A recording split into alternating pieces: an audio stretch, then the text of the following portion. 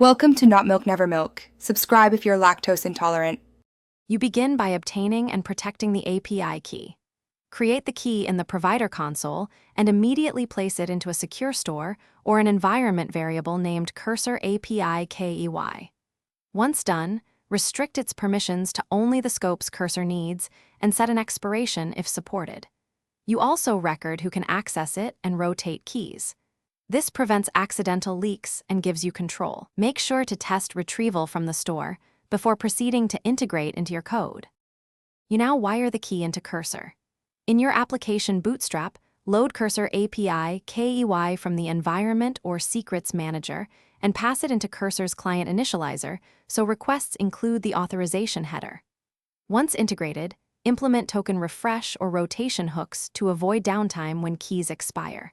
You should also ensure the client uses TLS and validate certificate chains. When done, run a local request to confirm 200 responses and inspect headers to verify the key is sent correctly. You finish by validating and monitoring the live integration. Execute full end-to-end tests using a limited scope key to confirm behavior under real conditions. Check that cursor operations succeed and data is correct. Once verified, enable audit logging to watch for auth failures, unusual usage, or attempts with revoked keys.